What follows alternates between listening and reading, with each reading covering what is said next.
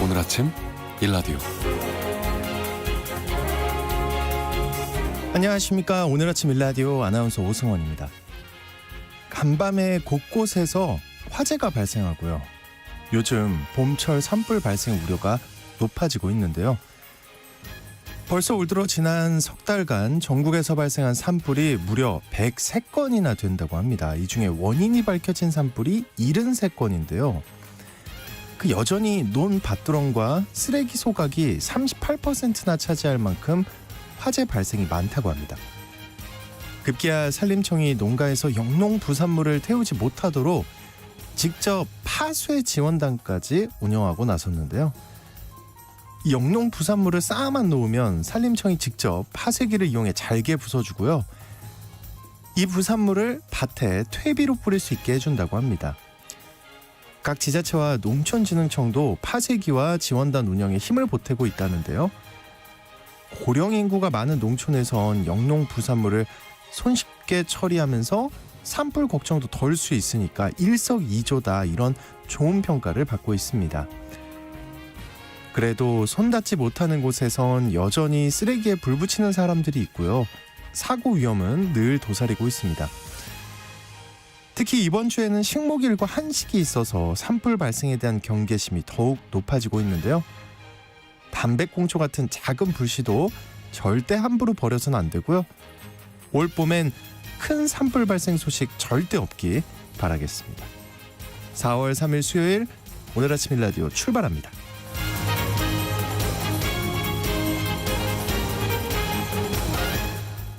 네, 오늘 아침 일라디오 이 시간은 물론 KBS 일라디오의 모든 프로그램은 유튜브 KBS 일라디오 공식 채널이나 모바일 콩 어플리케이션을 통해 실시간으로 함께 하실 수 있습니다. KBS 일라디오 채널 구독과 좋아요, 댓글 많이 부탁드립니다. 자, 수요일입니다. 농수산 뉴스 모아서 전해드리고요. 마케팅 아이디 업 시간에는 야구와 관련한 마케팅에 대해 살펴보겠습니다. 또 책과 함께하는 노후 준비 시간에는요. 어른을 키우는 어른을 위한 심리학이라는 제목의 책을 함께 읽어보겠습니다. 청취자 여러분들 참여하실 수 있는 오늘 퀴즈 드립니다. 우리나라에서 이 국내 최초 자연 번식으로 태어난 자이언트 판다가 오늘 중국으로 떠난다고 합니다.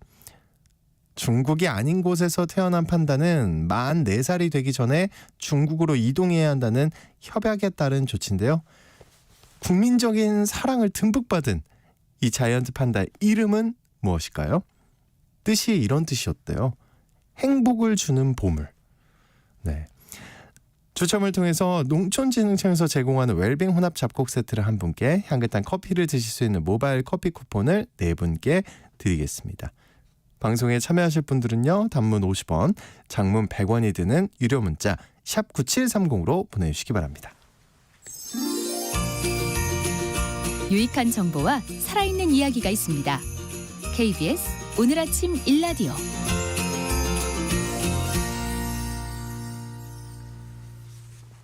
농수산 뉴스 시간입니다. 농어민신문의 이진우 기자님 연결하겠습니다. 안녕하십니까? 예, 안녕하십니까? 네, 내년 9월부터 산란계의 마리당 사육 면적이 늘어나게 되는데요. 이렇게 되면 계란 가격이 큰 폭으로 오를 거라는 연구 결과가 나왔다고요? 그렇습니다. 지난 2018년 7월입니다. 축산법 시행령하고 시행규칙을 개정하면서 산란계 마리당 사육 면적을 현재 기준인 0.05제곱미터에서 0.75제곱미터로 이렇게 1.5배 늘리기로 했는데요. 네. 그래서 2018년 9월 이후에부터 양계장을 운영하게 된 농가는 곧바로 대상으로 적용이 됐고요. 또 그 이전부터 양계장 운영하는 농가는 내년, 그러니까 2025년 9월부터 적용하기로 했습니다. 이 마리당 사육 면적이 늘어나면은 키울 수 있는 산란계 마리수가 줄어들기 때문에 이 생산량도 크게 줄어들 것이다, 이런 주장이 있었는데 이에 대한 연구 결과가 이번에 처음으로 나왔습니다. 안 됩니다. 근데 이 축사를 더 늘리면 안 되나요, 근데? 이 규제가 워낙 많고요. 또 네. 민원도 많기 때문에 신규로 축사를 늘리는 건 뭐 현장에서 사실상 불가능하다 이렇게 보고 있습니다. 네. 그래서 이게 사육 면적이 늘어나게 되면은 무조건 생산량은 감소하고 계란 가격은 올 수밖에 없다는 이야기가 나왔던 건데요. 이번에 민간 연구기관 한 곳하고 국책연구기관 한 곳에서 각각 이에 따른 연구 결과를 발표를 했는데 두 연구 결과 모두에서 생산량이 줄면서 가격이 뭐 크게 오를 것이다 이런 결과가 나온 겁니다. 가격이 크게 오른다. 근데 요즘 물가 때문에 난리잖아요. 근데 가격이 크게 오른다고 하니까 저 좀 겁이 나는데요. 그렇습니다. 이게 수치를 좀 말씀드리면 이렇습니다. 네. 우선 대한산란계협회가 에그리 비즈니스 경영연구소 이곳에 이건 민간 연구소인데요. 네. 이곳에 의뢰해서 나온 보고서에 따르면 이렇습니다. 사육 면적을 확대하면 계란 생산량이 33% 가량 감소할 것으로 분석이 됐고 이 감소율을 기준으로 해서 아래 위 그러니까 30% 감소했을 때, 33% 감소했을 때, 36% 감소했을 때를 가정해서 가격 상승이 어느 정도인지 봤는데요. 이렇게 보니까 각각 26.1, 28.8, 31.4% 오를 것으로 예상이 됐다고 합니다. 혹시 국책연구기관에서 뭔가 조사한 게 있나요? 이 국책연구기관이라는 게 바로 이제 한국농촌경제연구원을 말하는 건데요. 이게 국립축산과학원이 농경연에 의뢰해서 연구한 결과입니다. 이 결과에서는 여러 상황을 고려해서 계란 공급량이 14% 감소할 때 그리고 19.3%, 33.3% 이렇게 감소할 때를 가정을 하고 계란 가격 상승률을 따져봤는데요. 그렇게 보니까 최저가 24%, 최대는 57%까지 오를 것으로 이렇게 파악이 됐다고 합니다. 외려 농경연 연구 결과에서 더 많이 오르는 걸로 나왔네요. 그렇습니다. 이 국책연구기관에서 결과가 나온 거다 보니까 이것도 관심이 가는데요. 네. 생산자 단체에서는 이 사안과 관련해서는 이게 사육장을 그러니까 농장 규모를 넓힐 수가 없으니 사육 케이지의 단수 그러니까 몇 단까지 쌓을 수 있는지 이런 건데요. 이 단수를 개선할 때까지 적용 기간을 좀 연장해야 한다 이런 주장을 내놓고 있고요. 또 우리가 앞서 연구에서 연구진들은 사육 면적 확대가 동물 복지 차원에 진행이 된 것인 만큼 소비자와 공감대를 형성을 해서 여기 형성을 하고 여기에 대해서 사육 면적 확대 이행 기간을 좀 연장을 하거나 아니면은 여건이 되는 농가부터 자율적으로 전환하도록 뭔가 인센티브를 주는 방안 등이 필요하다 이렇게 이제 제시를 했습니다. 축산물 중에서도 가장 많이 먹는 것 중 하나가 바로 계란이다 보니까 그렇죠. 네. 이 농식품부에서도 이런 여러 이제 정책적인 결정 사항을 감안해서 어떻게 할 것인지 이것을 결정할 계획이라고 합니다. 네. 혹시 수입하는 방법은 없을까요? 당연히 수입을 할 수 있습니다. 네. 이미 한국 정부, 우리 정부가 여러 번 수입을 한 적도 있고요. 하지만 우리 농가들에게는 이렇게 사육 면적을 넓히면서 생산량을 줄이도록 했는데 그렇다면 최소한 외국에서 수입하는 계란도 국내와 같은 기준의 사육 면적이 적용되어야 하지 않느냐 하는 지적이 나오고요. 네. 그리고 또 한국은 세계에서 유일하게 계란 껍질 그러니까 난각의 생산 일자를 표시를 하고 있는 국가이기도 한데 외국에서도 사육 면적을 넓히고 난각의 생산 일자까지 찍어서 생산하는 계란을 가져와야 한다는 게 이게 맞다고 보고요. 그래서 그런 계란이라 그러면 과연 싸게 수입할 수 있을까 그런 의문도 제기가 됩니다. 네. 그 농림축산식품부가 2024년산 국산 두류 비축 계획을 내놨다고요. 그렇습니다. 국산 두류 재배도 유도하고요. 또 자급류를 제거하기 위해서 추진되는 사업인데요. 품목별로 크면 6만 톤, 4,500톤, 녹두가 250톤 이렇게 물량으로 이제 비축을 하기로 했습니다. 네. 특히 농콩 재배 기반을 확대하는 것, 그러니까 벼를 대신해서 콩을 재배하도록 지금 유도하고 있는데요. 이 유도를 위해서 농콩 같은 경우는 농가가 희망하는 물량 전량을 매입할 계획이라고 밝혔습니다. 희망 물량 전량을.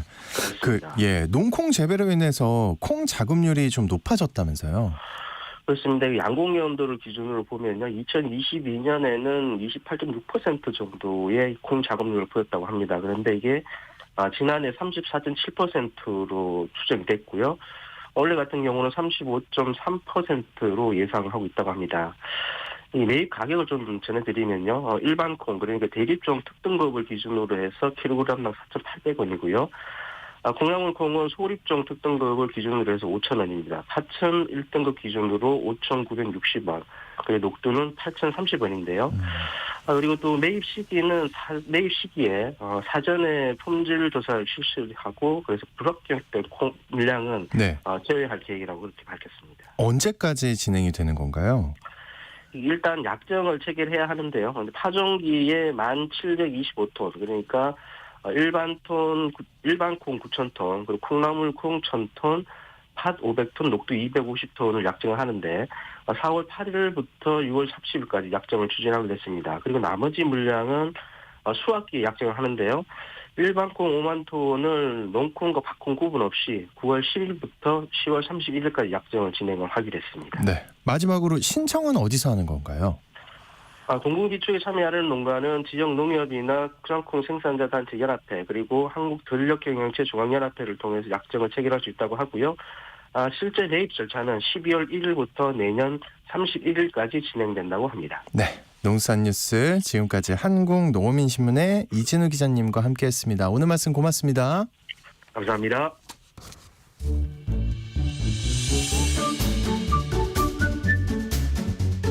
아침을 여는 기분 좋은 습관. KBS 오늘 아침 일라디오.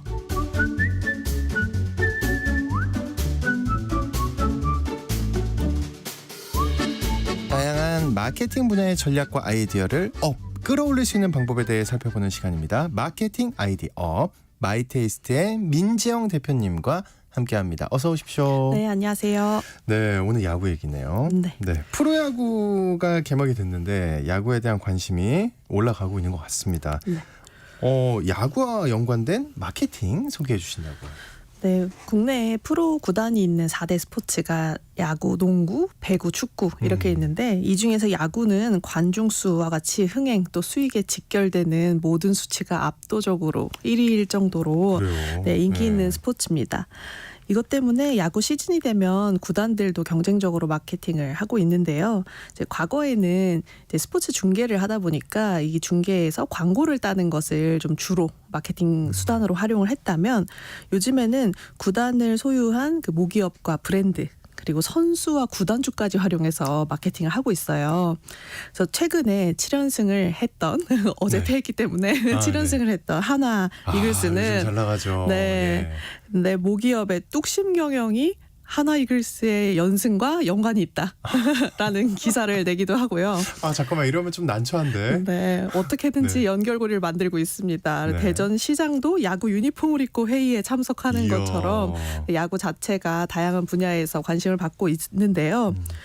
이번 주 4월 1일부터 7일 동안 130여 개의 유통 브랜드들을 참여시켜서 대대적인 할인 행사를 하는 S 구단도 있어요. 그래요? 네, 그래서 야구 팬이 아닌 사람들도 이런 할인 행사에 관심을 가지는 덕에 덩달아 야구에도 관심을 가지게 된다고 합니다. 저는 바로 할인 행사에 관심이 가는데. 맞아요. SSG. 네, 맞습니다. 그래서 또 그 가을 시즌이 되면 이제 우승 기업이 내놓는 우승 기념 프로모션을 야구 팬뿐만 아니라 일반 국민들도 공유를 하면서 어떤 할인 행사가 그럼요. 있는가, 네. 누가 우승을 하는가에 관심을 가지는 경우들도 많거든요. 네, 작년에는 이제 가전 제품들 네, 할인 좋았죠. 맞습니다. 그래서 이렇게 전 국민을 대상으로 하는 큰 규모의 마케팅인 만큼 최근에는 야구 구단들의 마케팅이 더욱더 커지고 또 다양해지고 있는 것 같습니다. 네.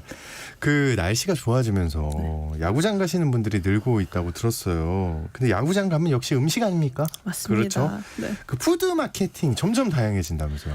제가 기억하기에도 뭐 별걸 다 판다는 느낌이었는데 더 심해졌나요? 예전에는 치맥이 가장 대표적이었죠. 네. 근데 요즘에는 야구장 푸드 또 야구 관람 푸드라는 그 키워드들을 줄여서 야푸라는 키워드를 SNS에 많이 올리고 있어요. 야푸, 그러면서 예. 관람할 때 무엇을 먹으면 좋은지 이런 SNS들이 많이 올라오는데 네. 근데 음식을 그냥 파는 게 아니라 야구 용품 디자인을 활용한 상품들도 많이 나오고 있는데 미국에만 있었다고 하는데 한 구단에서 야구 배트 모양의 컵에 맥주를 담은 배트비어 우와. 네, 출시해서 굉장히 인기였고요. 네. 그리고 역시 야구 배트 모양의 추러스와 같은 간식도 있고 야구 공 모양의 빵도 출시를 한 구단도 있습니다. 그리고 한 구단은 야구장 안에 간식 자판기를 설치했는데 그 안이 전부 다 모기업의 과자들로 채워져 있는 자판기를 만들어놔서 롯데일까요? 맞습니다. 정확하게 하시네요. 아, 롯데밖에 없어서. 네, 이렇게 그 모든 그 자판기나 이런 간식들을 마케팅 도구로 활용을 하고 있습니다. 네. 그래서 팬들이 아까 말씀드렸던 것처럼 음식에 진심이어서 그럼요. 네, 홈 경기가 아니라 원정 경기를 갈 때는 경쟁사를 고를 때 뭐 어떤 선수라든지 뭐 승률이라든지 이런 걸 고르기도 하지만 음식을 가지고 어느 구단에 원정 경기를 갈까 고르는 팬들도 있어요. 그 구단만의 어떤 특색 있는 음식 먹으려고. 네, 맞습니다. 뭐 수원 구장에 가면 만두를 꼭 먹어라. 만두예요, 네, 거기? 뭐 고척돔에 가면 크림 새우를 꼭 먹어라. 이런 식으로 네, 음식을 먹으라는 구체적인 안내, 이 괜찮네요. 가이드들이 네. SNS에서 화제가 되고 있고요. 그래서 이전에는 지역 플러스 메뉴 이렇게 검색을 하는 경우가 많았는데 요즘에는 지역 대신에 야구장이나 야구 구단 이름의 메뉴를 같이 검색 키워드로 활용하는 경우가 많아서 이렇게 음식을 언급하는 형태도 야구 시즌에 맞춰서 변화하고 있습니다. 야, 진짜 그런 거 그러네요. 예. 그 야구장에 팬덤 문화가 있잖아요. 네. 선수별로 응원 노래 구호도 있고. 맞아요. 근데 10대와 20대 젊은 팬들이 유입되면서 이 야구 구단의 팬덤 문화가 바뀌고 있다는데 어떻게 바뀌어요? 네, 우리가 예전에는 뭐 유니폼 입고 그 비닐로 된 응원 스틱을 활용해서 딱 좋네요. 응원을 네. 하고 또 비닐봉지를 가지고 응원을 하는 구단도 맞죠. 또 있었고요. 네, 최근에 이제 1, 20대 젊은 그 야구 경기 관람객이 증가를 하면서 가장 그 크게 생긴 변화가 아이돌 팬덤 문화가 야구에 들어왔다는 거예요. 그래서 좋아하는 야구 선수의 프로 입단 기념일에 커피차를 구단에 보내주기도 하고요. 예. 네, 생일에 생일 기념 카페를 네, 열어주기도 하는데 이때 또 기념품들을 직접 만들어서 그 구장에 방문하는 팬들에게 무료로 나눔을 하는 세상에. 문화도 있습니다. 네, 예. 네, 그래서 이런 팬덤 문화를 발빠르게 읽은 한 야구 잡지는 팬들에게 좋아하는 선수의 지면 광고를 게재할 수 있는 지면 상품을 판매해서 또 SNS에 같이 올려주고도 있고요.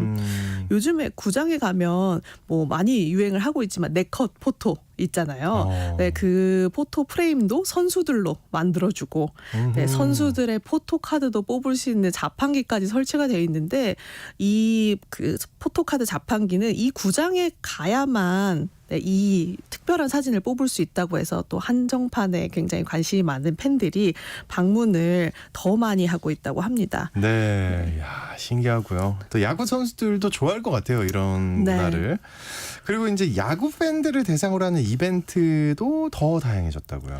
네, 이렇게 팬들의 연령층도 다양해지고 야구 관람객도 늘어나면서 네, 그 야구 관람이 하나의 놀이 문화가 된 것 같아요. 그래서 이전에 이벤트라고 하면 키스타임 이 가장 대표적이었잖아요. 카메라 갔을 때. 네. 네. 근데 최근에는 한 구단이 홈런을 치거나 득점을 하면 관중들에게 물줄기를 뿌려주는 워터 와. 이벤트를 진행을 했는데 무슨 콘서트처럼요. 네, 맞아요. 근데 이 기간 동안 선수들이 물을 뿌려주기 위해서 더 열심히 한 거 아니냐, 승률이 더 좋았던 거 아니냐 이런 재밌는 반응을 이끌어내기도 했습니다. 네. 또 경기가 끝나고 나면 클럽처럼 구장을 꾸며서 애프터 파티를 열어줘서 또 젊은 층에게 굉장히 인기가 아니, 있었고요. 어디예요, 여기? 네. 너무 궁금한데. 그러니까 예. KT입니다. 아, KT. 네.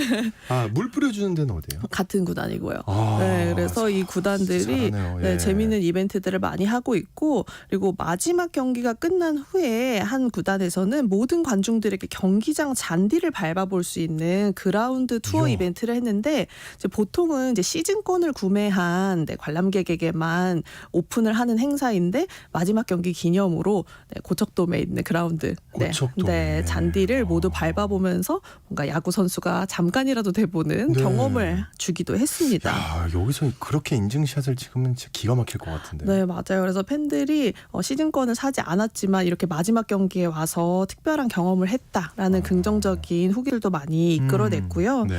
그리고 또 다른 그 기업들과 콜라보도 많이 하는데 특히 야구구장 부동의 판매 1위 과자가 혹시 뭔지 아세요? 야구 구장 부동의 판매 1위 과자? 뭘까요? 우리 PD도 지금 고개를 젓는데. 네. 홈런볼이거든요. 아, 네. 네. 근데 이 홈런볼의 이제 제조하는 제조사는 뭐 야구 구단이 있지는 않잖아요. 그래서 전 야구 구단과 같이 콜라보를 한 거예요. 더 이득 아닙니까? 네, 그래서 야구 시즌 동안 이 그 패키지에 마스코트를 같이 네. 패키지에 보여주고요. 그리고 이 과자를 먹는 인증샷을 올리면 선물을 주는 이벤트를 했어요. 근데 여기서 이제 재밌었던 게 10개 구단이 있는데 9개 구단의 마스코트만 올린 거예요. 어? 그 이유가 아까 얘기하셨죠. 자판기 네. 했던 간식 자판기 아, 만들었던 네, 경쟁사이기 때문에 세상에. 이 패키지에 이 경쟁사인 롯데 마스코트만 빼놓고 네, 이벤트를 해서 재미를 줬고 또 사직구장에서는 이 과자를 안 판다고 하더라고요. 네. 이렇게 기업들도 네. 네, 시즌마다 이렇게 경쟁적으로 마케팅을 하고 있습니다. 네. 롯데의 마음이 굉장히 이해가 간다. 네. 어쨌든 뭐 다양한 연령대의 야구 팬이 늘어나고 있어서 모기업에서도 관심이 많을 것 같은데 구단주의 방문을 통해서 자연스럽게 모기업을 알리기도 한다고요. 네, 야구단 운영 비용이 아무래도 100억 원대에 이를 정도로 연간 비용이 굉장히 크거든요. 근데 뽑지 않을까 하는 생각도 드네요. 요즘은 운영 비용. 네, 예, 맞아요. 요즘 같은 추세라면. 네, 맞아요. 그래서 그룹사들은 기업을 홍보하는 효과로 충분히 이 100억 원대의 비용을 상쇄한다라고 판단을 하고 네, 있습니다. 네. 그래서 야구 팬들이 곧 기업의 고객이기 때문에 이제 구단주나 경영진들이 직접 방문하는 경우가 많은데요. 이제 아까 SSG 구단은 SSG 구단, 네. 구단주인 회장이 경기장에 굉장히 자주 방문을 하고 SNS에 인증샷도 올리고요. 네. 또 선수들에게 별다방 커피를 매일매일 제공을 하는 이 각종 복지들을 또 홍보하고 있습니다. 네. 그리고 구장에 그룹사 브랜드를 입점시키는 것뿐만 아니라 선수들이 직접 고른 스페셜 메뉴에 선수 이름을 붙여서 야구장에서만 판매하는 한정판 메뉴를 출시하기도 하고요. 또 한 구단의 선수는 팀이 승리할 때마다 사비로 본인의 이름을 걸고 모기업의 제품들을 사서 팬들에게 나눠주는 이벤트를 했어요. 어떤 선수입니까? 네.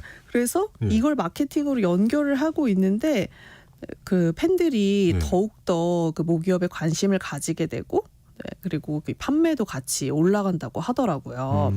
네, 또 한 그 금융사는 가을이 되면 시즌별로 팀 순위에 따라서 예금 금리를 저 이거 했었어요. 다르게 적용을 하는데 이렇게 가을 야구 정기 예금을 출시를 하는 것 때문에 이렇게 고객분들께서 굉장히 야구 순위와 승률에 관심을 가지게 되고 네. 기업 홍보를 시즌 내내 효과적으로 할 수 있는 네. 케이스가 되는 것 같습니다. 네, 참, 네, 저 이거 했었는데, 예. 그 시즌은 별로 좋지 않았나 보네요. 아니요, 제가 믿음이 없어져서 해지했거든요. 네.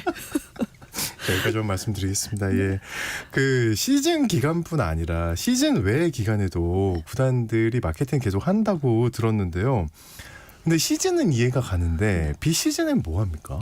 네, 우선 뭐 지금까지 재밌는 마케팅들을 많이 소개해드렸는데 비시즌에 많이 하는 마케팅 중에 하나는 선수들의 직캠을 찍어서 훈련 직캠을 찍어서 구단의 공식 SNS에 올려주면서 계속해서 소통하는 것들도 요즘엔 많이 하고 있어요. 이거 아이돌이랑 똑같네요. 네, 정말 아이돌이랑 똑같아요. 그래서 선수들의 모습을 계속해서 볼 수 있게 하는 것도 있고 또 무엇보다 지역사회와 함께하는 캠페인도 많이 하고 있거든요. 그래서 시즌 기간 동안 홈런을 그 구단에서 홈런을 친 개수와 비례해서 후원금을 적립한 다음에 비시즌 기간에 해당 적립금을 유소년 야구 클럽 등에 기부하는 구단들도 좋은 있고요. 일이네요. 네. 또 휴식을 하는 선수들이 그 연고 지역에 있는 학생들에게 야구를 가르쳐주는 재능 기부를 하기도 합니다. 예. 네. 또 작년에는 특히 10개 구단 모두가 일회용품 없는 야구장 조성 협약을 체결을 하면서 야구장 안에 이제 일회용 응원용품이나 또 일회용 컵이 전부 다 없어졌거든요. 그러면서 또 롯데자이언츠가 또 우리는 ESG, 친환경 마케팅을 굉장히 선도한다라는 의미로 계열사와 협업을 해서 유니폼을 폐플라스틱을 재활용해서 만드는 등 이렇게 적극적인 모습을 보이고 있더라고요.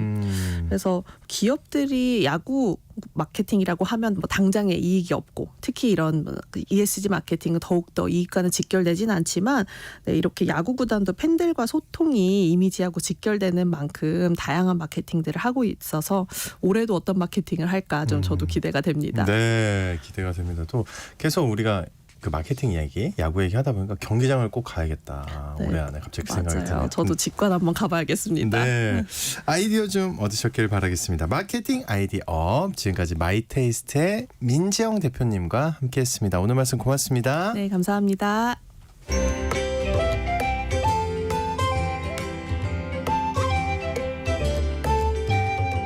상쾌한 하루의 시작. KBS 오늘 아침 일라디오.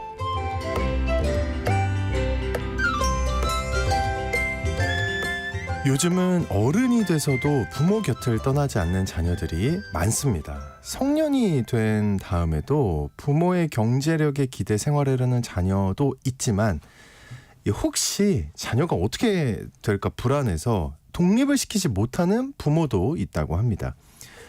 여하튼 다 큰 자녀와 함께 살아가다 보면 부모 입장에서는 이래저래 곤란한 일을 많이 겪게 된다는데요. 오늘 책과 함께하는 노후 준비 시간, 어른을 키우는 어른을 위한 심리학이라는 제목의 책을 함께 읽어보겠습니다. 미래셋 투자와 연금센터의 김동엽 상무님 나와주셨습니다. 어서 오십시오. 네, 안녕하십니까. 이거 제가 제대로 본 거 맞나요? 어른을 키우는 어른을 위한 심리? 그렇죠. 어른을 키우는 어른.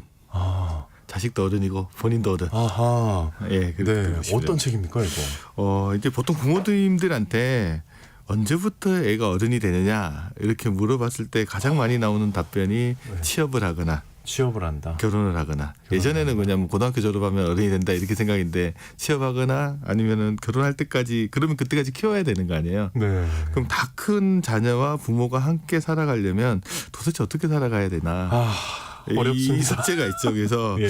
이 책은 이제 부모로서 느끼는 불안함을 좀 다스리면서 성인이 된 자녀와 어른과 어른의 관계를 맺는 방법에 대해서 좀 이야기를 합니다. 그래서 자녀에게 이제 충분히 좋은 부모이자 어른 그리고 또 노년의 롤모델이 될 수 있는 그게 잘 바라는 부모 상이잖아요. 그거 어떻게 하면 그렇게 될 수 있는지에 대해서 이야기하고 있는 책이다. 그래서 어른이 된 자녀를 키우면서 이제 불안하고 초조하면서 그 실체가 뭔지 잘 모르시는 분, 네. 또 어른이 된 자녀가 어떻게 지내야 될지 모르는 분 이런 분들을 읽으시면 좀 도움이 될 것 같습니다. 먼저 저자인 하지연님 어떤 분인가요? 뭐 유명하신 분이라서 다들 많이 아실 텐데 그래요? 예. 예. 정신건강 전문의고 이제 건국대학에서 교수님으로 활동을 하고 계시는데 네. 병원에서 진료하고 학교에서 가르치면서 책을 되게 많이 저술을 하셨어요. 책 제목으로는 이제 고민이 고민입니다. 네. 정신과 의사의 서재, 감정 연습을 시작합니다. 엄마의 빈틈이 아이를 키운다. 뭐 이런 책들 다수 예. 있어서 읽어보시면 좀 도움이 되실 것 같고 오늘 소개하는 책은 이제 저자가 20년 동안 이제 정신과 의사로 진료실에서 다양한 부모랑 자녀를 만났을 거 아니에요. 그 과정에서 이제 상담하면서 알게 된 것들하고 또 본인이 자녀를 키우면서 느낀 것들을 모아서 이제 저술한 책이라고 보시면 될 것 같습니다. 자, 그러면 책 속으로 들어가 보겠습니다. 자녀들이 자라서 성년이 됐는데도 부모들이 이 좌불안석 불안해하는 이유가 뭐라고 하나요? 보통 어르신들이 많이 하는 말씀 중에 하나가 임신하는 부부를 보면 이제 그래도 애가 뱃속에 있을 때가 제일 편하다. 이런 말 게 아는데 무슨 소리냐 이게 무자식이 상팔자다도 이 있고요. 말을 예. 딱 들었는데 이게 뼈 때리는 말이라는 걸 깨닫는 데는 애 키워본 사람은 금방 알거든요. 애가 딱 태어나 보면 진짜 뱃속에 있었을 때가 제일 편하구나 이런 생각들을 많이 하는데 자녀 키우다 보면 갓난아이 때는 진짜 무슨 일이라도 일어날까 되게 조마조마하고 학교에 들어가면 학교에서 무슨 일 생기지 않을까 불안해하고 네. 사춘기가 되면 이제 자녀가 일단 무섭습니다. 반항하고 탁 쳐다보는 거 이런 거 무섭거든요. 네. 그러면서 이제 살아가다 보면 이제 이거 진짜 뱃속에 있을 때가 훨씬 더 편하겠다. 이게 자식 문제라는 거는 이제 책에서 뭐라고 표현하냐 그러면 시간이 지나도 굳은 살이 배기지 않는 그런 일이라는 거죠. 자녀 키우는 일이. 자녀 키우는 일이. 그리고 자녀를 키울 때 불안한 것들은 우리가 근원적으로 느끼는 불안과 자녀를 키울 때 느끼는 불안이 다르다고 이야기합니다. 우리가 일반적으로 느끼는 불안은 뭐냐면 바깥의 것을 내부로 가져올 때 느끼는 불안이거든요. 예를 들면 우유를 먹고 싶은데 저 우유 내가 못 먹으면 어떡하지? 그러니까 밖의 거를 가져올 네. 때 세상의 것을 내 안으로 가져올 때 대부분 사람들이 불안을 느끼는 거거든요. 근데 이제 아이를 키울 때 느끼는 불안은 좀 방향이 달라서 내가 가지고 나랑 같이 있던 자녀가 내 곁을 떠나가잖아요. 그러니까 안에서부터 밖으로 나갈 때 느끼는 불안이란 거죠. 우리가 근원적으로 느끼는 불안하고 완전히 180도 다른 존재의 불안이기 때문에 더 불안한 거예요. 아 그래요. 그래서 이제 불안의 방향이 다르다. 그래서 이 불안하게 느끼는 건 당연하다 이렇게 보시면 될 것 같습니다. 네.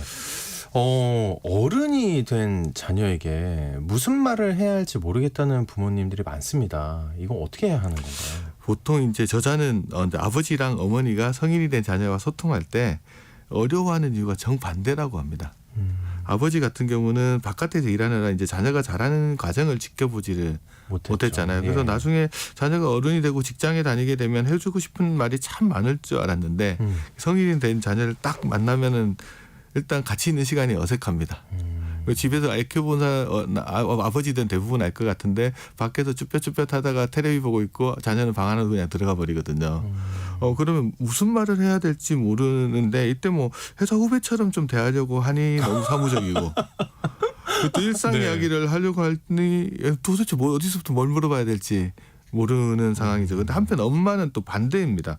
자녀가 어릴 때부터 작은 습관까지 근데 일거수일투족을 다 지켜봤잖아요. 너무 가까이서 지켜봤으니까 어른이 된 자녀를 보면 옛날 생각이 나는 거예요. 아직도 어릴 때 모습들. 예전 모습 가지고 뭐 보면 애가 아직도 다 큰 어른이 됐는데도 어수룩해 보이고 좀 모자라 보이고 계속 도와줘야 될 것처럼 느껴지는 엄마의 마음들이 있는 거죠. 그래서 일단 말을 시작하면 아이의 어린 시절부터 오늘 있었던 일까지 할 이야기가 너무 많습니다. 그래서 아버지랑 완전 반대의 모습. 그래서 그 중에서 어떤 이야기를 해야 될지 잘 모르는 거죠. 아하, 한쪽은 몰라서 문제고 예. 한쪽은 너무 많이 알아서 문제인 거네요. 맞습니다. 예. 그래서 저자가 이 같은 상황을 뭐라고 비교하냐면 아버지는 텅 비어 있는 냉장고를 가진 요리사. 최악인데요. 네. 어머니는 터지기 직전에 냉장고를 가진 요리사. 아하. 근데 아버지는 자녀와 대화하려고 이제 냉장고 이렇게 열어보면 아무것도 들어있지 않으니까 무슨 이야기를 할 게 없는 거고요. 네. 어머니는 냉장고를 열어봤더니 자녀가 좋아하는 재료도 있지만 싫어하는 재료도 있고 상해버린 재료도 있고 이게 빽빽하게 꺼내 있거든요. 그래서 무슨 이야기를 할지 모르다가 하나 딱 꺼냈는데 그 이야기가 싫어하는 이야기일 수도 있고 아니면 좋아하는 이야기로 시작했다가 상한 이야기가 나올 수도 네. 있고 그러다 보니까 이제 대화를 망치게 되는 경우들이 되게 많다는 거죠. 여기까지 얘기를 듣기만 해도 네. 너무나 공감이 돼요. 네. 내용들이요. 자, 그러면 어떻게 해야 된대요? 자녀와 소통을 하려면? 일단은 저자는 이제 자녀와 어린 시절, 그러니까 자녀의 어린 시절 같이 살았지만 자녀에 대해서 잘 모른다라는 걸 인정하라는 인정하라. 이야기. 예, 맞습니다. 예를 들면 보통 부모들은 자녀에 대해서 잘 안다라고 생각을 하잖아요. 그렇죠. 다 그렇게 생각하시죠. 그런데 언제부터 자녀와의 틈이 벌어지기 시작하냐 그러면 한 10대 정도에 접어들면 자녀가 이제 방문을 닫고 들어가기 시작하거든요. 네. 그 방 안에서 무슨 일이 일어나는지 부모는 아무도 모르거든요. 그래서 보통 우리가 7살 시절에 자녀에 대해서 한 100% 안다고 하면 20대 이후의 자녀에 대해서는 한 40% 정도밖에 알지 못한다는 거죠. 그 사실을 정확하게 인정을 하는 데부터 이제 대화가 시작할 수 있는 전 여지가. 40%도 안 될 것 같은데요. 그렇죠. 그것도 과시나. 40%도 너무 많은 게 아닌가. 네. 그래서 이제 만약에 부모가 자녀에 대해서 잘한다고 과신을 할수록 부모가 생각하는 자녀 모습하고 실제의 자녀 모습 사이에는 이제 괴리가 생기기 시작하는 거죠. 그래서 이제 대화를 하려면 이제 아버지 이제 비어 있는 냉장고를 이제 채워 넣는 작업부터 시작을 해야 되는 거고 어머니는 이제 냉장고에서 필요 없는 것들을 좀 꺼내내는 일들부터 좀 시작을 해보시라 이렇게 조언을 하고 있습니다. 네. 한쪽은 채우고 한쪽은 좀 비워내라. 네.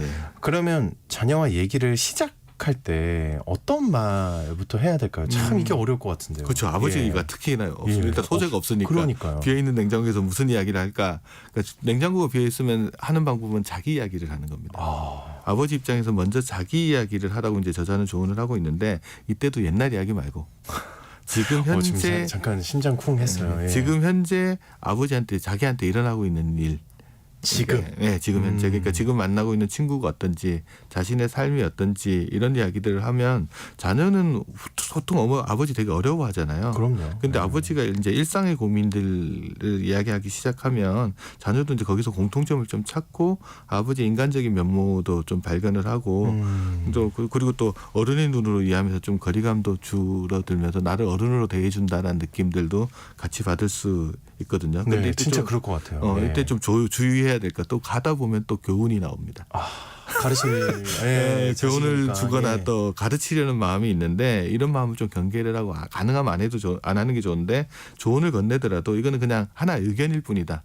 선택은 네가 하는 거다라는 것들이 이제 아이한테 좀 있어야 되는데 이걸 마치 강압처럼 느끼거나 그러면 또 다른 또 아이가 도망가는 문제를 만들어낼 수 있기 때문에 네.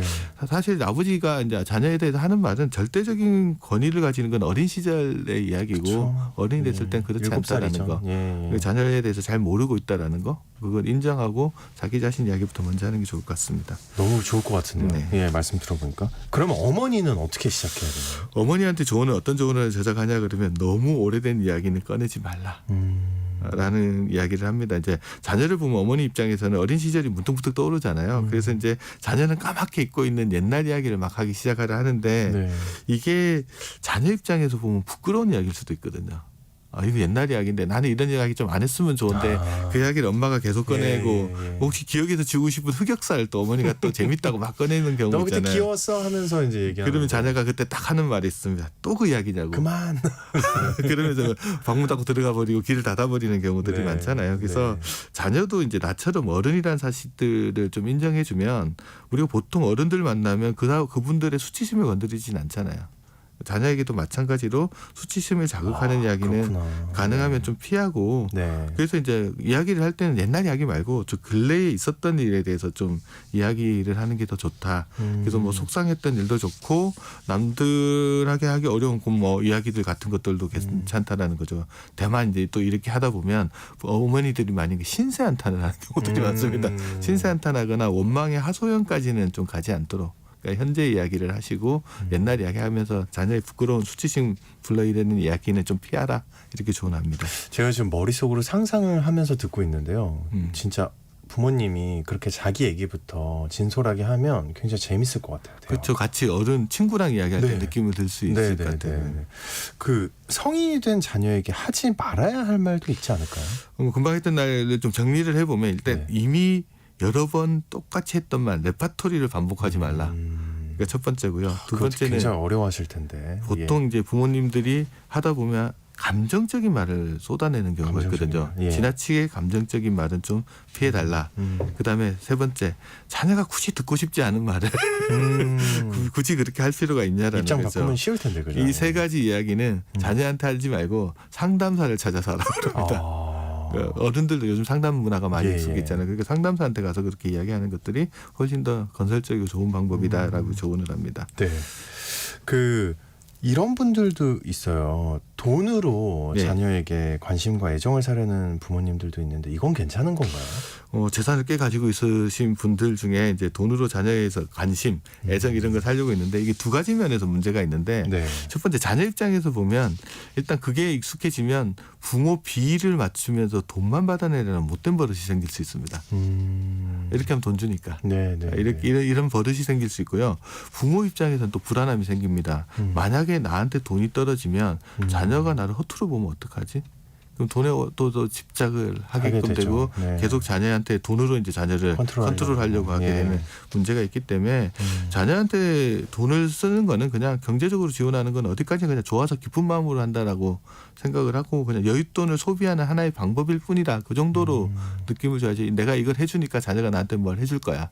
그런 식으로 생각하는 거는 잘못된 생각이다라고 조언을 해줍니다. 네, 한마디로 돈으로 통제를 하지 말아라. 네.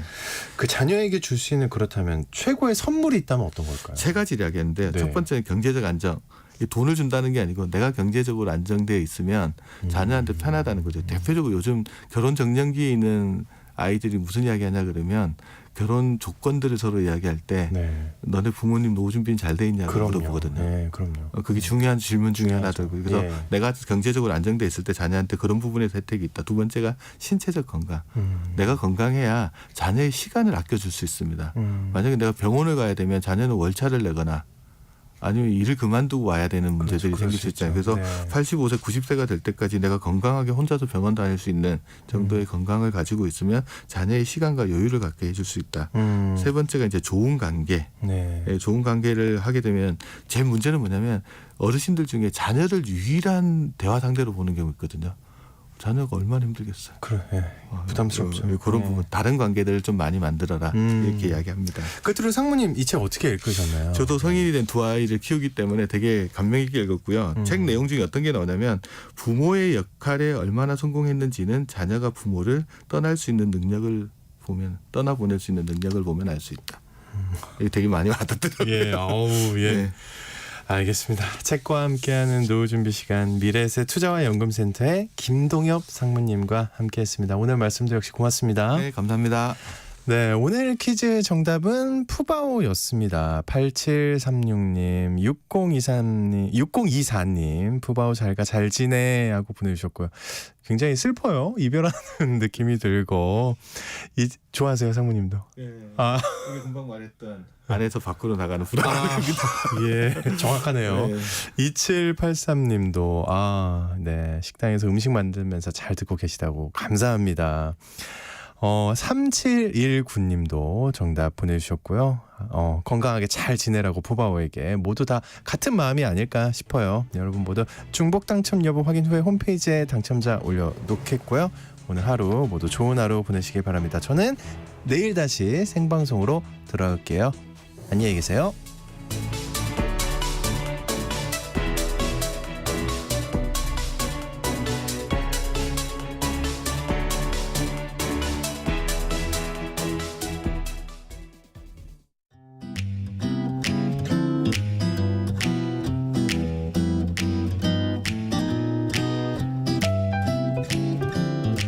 안녕하세요.